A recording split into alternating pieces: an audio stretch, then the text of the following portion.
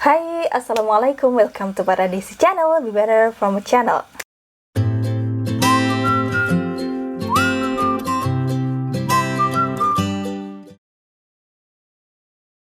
Sebelum aku lanjut buat ngomongin sesuatu di video ini, aku mau ngingetin teman-teman semuanya, menuju 20.000 subscriber, aku akan ada giveaway berupa uang Rp400.000 untuk orang-orang yang beruntung. Itu totalnya ya. Jadi jangan lupa buat komen sebanyak-banyaknya di video-video aku, dan sebarin juga videonya ke teman-teman kalian. Oke, ditunggu nanti sampai 20.000 subscriber ya. Hai gengs, di kesempatan kali ini aku mau ngebahas soal rumah tangga. Sebenarnya nggak cuma rumah tangga aja sih, ini bab finansial yang mungkin dirasakan juga oleh mereka yang udah hidup mandiri kayak gitu gengs. Nah di sini aku mau kasih tips untuk teman-teman semuanya biar terbebas dari hutang. Wah. Tapi di sini aku ngomong bukan sebagai seorang ahli ya gengs, apalagi aku nikah juga baru hampir 2 tahun menikah. Jadi ini semuanya pure murni pengalamanku dan juga suamiku dalam mengatur keuangan dalam 2 tahun pernikahan ini. Jadi bisa diambil hikmahnya seperti apa, barangkali bisa dicontoh ya. Kalau nggak bisa dicontoh ya sudah lupakan. Oke, jadi biar terbebas dari hutang, yang pertama adalah jangan berhutang, jangan berhutang. Jangan berhutang. Tips yang sangat super sekali ya, tapi emang ya kayak gitu gengs, ya jangan berhutang kayak gitu, entah itu berhutang di bank, di arisan, di tetangga, dan bahkan yang paling parah itu di rentenir. Jangan sampai, apalagi yang bunganya sampai mencekik kayak gitu tuh, itu nanti bakal memberatkan banget gengs. Ya walaupun mungkin kita udah mengira-ngira nih nanti kita bakal bisa membayarnya, kemampuan membayar kayak gitu, cuma kalau pengen hidup tenang, gak ada halangan-halangan permasalahan, karena kita nggak tahu nanti kondisi kedepannya itu kayak gimana. Jadi kalau aku sama suamiku, prinsip kita yang pertama jangan berhutang, kecuali emang itu bener-bener terdesak banget dan nggak ada tabungan, ya udah itu emang terpaksa harus berhutang kayak gitu. Nah tapi berhutangnya pun kalau menurutku ke saudara-saudara terdekat ataupun ke keluarga yang itu nggak ada bunganya kayak gitu loh, karena kalau bunga nanti bener-bener itu akan memberatkan gengs. Jadi itu ya. Nah tips yang kedua adalah jangan ada cicilan. Walaupun sekarang banyak banget ya di sekeliling kita itu kita temui cicilan rumah, cicilan mobil, cicilan motor, cicilan peralatan dapur yang tetek bengek banyak banget kayak gitu. Tapi kalau aku sama suamiku jangan ada cicilan. Meskipun mungkin sampai sekarang kita belum punya mobil nih, kita pengen beli mobil, tapi meskipun mungkin kita bisa DP mobil seperti itu, tapi alangkah lebih baiknya kalau kita pengen hidup tenang, mending kita nabung aja. Nabung, kita tahan hasrat kita hidup prihatin dulu, jalani yang ada dulu, jangan sampai ada cicilan. Karena kalau udah cicilan itu tadi ya hampir sama kayak hutang itu tadi, pikiran, dan kita nggak tahu kondisi kedepannya kayak gimana. Misalnya nih sekarang kerja, tapi kayak kemarin ada kondisi pandemi, tiba-tiba banyak yang di PHK, banyak yang dirumahkan, atau banyak yang gajinya jadi turun. Alangkah lebih baiknya kita menghindari cicilan itu tadi.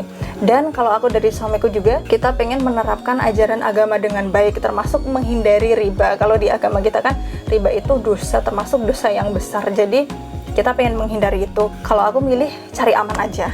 Misal pun rumah, belum punya rumah kayak gitu ya, mending kontrak atau ngekos. Ya hidup prihatin dulu lah.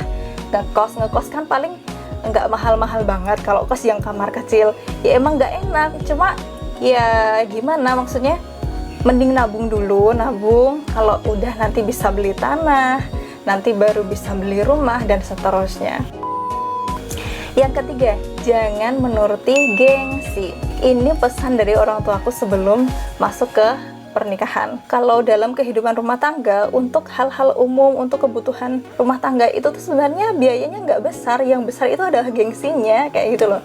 Jadi jangan menuruti gengsi. Misalnya nih sekelilingnya udah pada punya mobil, kayak orang tua aku nih, orang tua aku tuh teman-temannya hampir semuanya yang ada di lingkungan kerja ayahku itu punya mobil, tapi orang tua aku memilih mereka nggak punya, biar uangnya bisa dialokasikan untuk keperluan yang lain kayak gitu.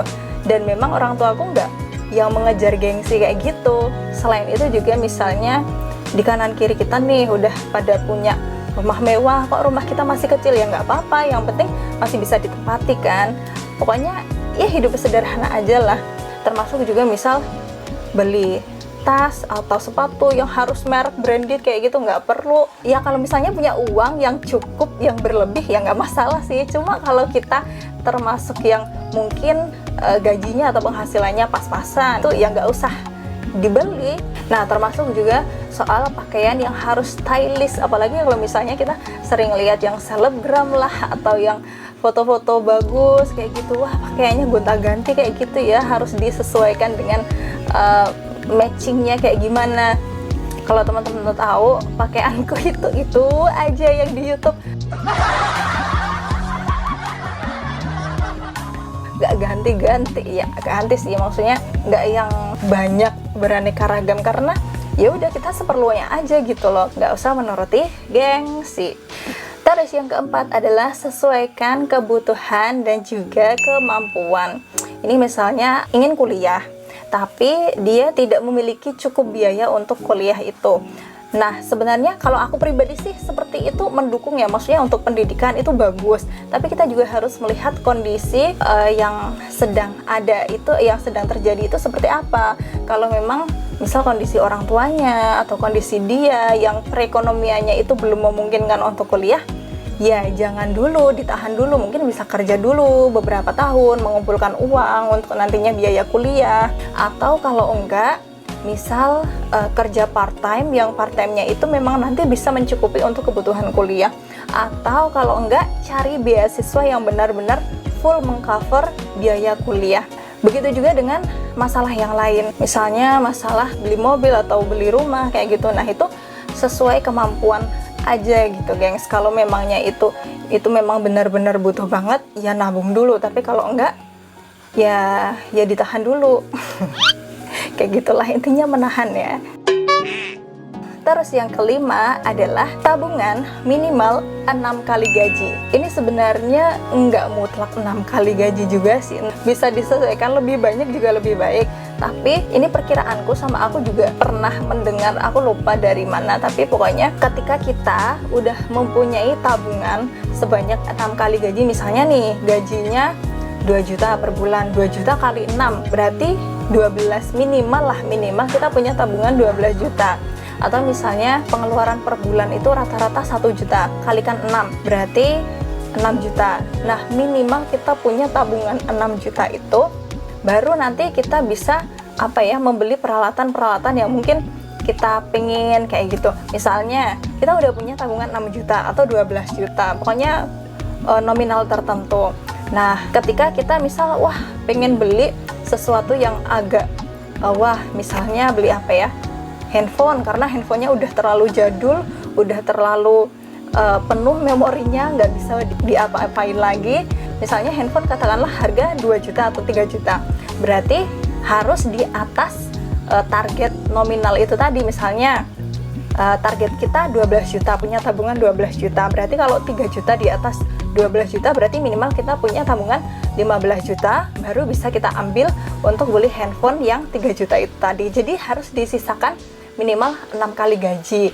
Misal pun nanti di kemudian hari itu terjadi sesuatu yang nggak kita inginkan, kayak pandemi, atau berhenti dari pekerjaan, atau misalnya usahanya ternyata nggak sesuai harapan, nggak sesuai ekspektasi, kita masih punya tabungan untuk kita gunakan di kemudian hari, sehingga kita nggak perlu pinjam uang. Dan dalam waktu misalnya nih 6 bulan itu kita bisa cari penghasilan lainnya, kita bisa cari kerjaan yang lainnya yang nantinya bisa untuk menghidupi kehidupan kita selanjutnya, kayak gitu, gengs. Nah, yang terakhir ini adalah tadi tambahan dari suamiku, hemat. Mungkin kita gampang gitu ya buat ngomong, tapi melakukannya lumayan susah. Hemat dalam segala hal, gengs. Ya termasuk tadi misal beli sesuatu yang kita butuhin aja, pakaian. Bahkan aku sama suamiku tuh termasuk yang jarang banget beli pakaian. Suamiku juga sampai celanaku tuh cuma 2 kayak gitu. Emang jarang banget beli. Ya yang penting masih ada ganti kayak gitulah. Termasuk sepatu juga. Aku sepatu cat atau sepatu sport itu cuma punya 1. sepatu kondangan itu juga cuma punya satu. Terus juga misalnya jajan itu juga pengaruh banget. Jajan kalau misalnya kita dalam sehari udah jajan 5.000, tapi ini juga disesuaikan dengan kemampuan masing-masing ya gengs. Ya udah, berarti nggak usah lebih dari itu. Atau misalnya bulan ini nih kita pengeluarannya lumayan banyak, pengeluaran untuk misal banyak nikahan, berarti pengeluaran kita untuk yang lainnya harus diminim lagi. Misalnya kita mau beli, kayak misalnya nih aku mau beli timbangan badan, tapi karena berhubung pengeluaran bulan ini lumayan banyak, aku tahan, mungkin bisa besok-besok lagi. Terus aku juga butuh toples yang banyak untuk food preparation. Nah, tapi aku tahan juga beli toples karena pengeluaran lumayan banyak. Jadi kita latihan untuk hemat aja gitu guys. Termasuk juga misal aku lebih banyak untuk merebus daripada menggoreng, karena kita tahu sendiri sekarang minyak itu mahal ya kan.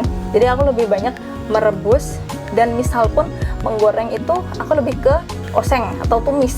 Nah, kalau tumis kan minyaknya yang dibutuhkan cuma dikit, ataupun ya seperlunya aja kayak gitu guys. Pokoknya cara-cara menghemat kita itu seperti apa bisa disesuaikan dengan budget dan kemampuan masing-masing. Kenapa aku ngerasa kayak hemat banget? Ya karena aku pengen nabung banyak untuk keperluan yang memang lebih penting atau lebih perlu. Jadi kayak gitu gengs. Semoga bisa bermanfaat, semoga bisa diambil hikmahnya. Kalau kalian ada komentar, ada pertanyaan, atau ada tanggapan, silahkan bisa cantumkan di kolom komentar di bawah ini.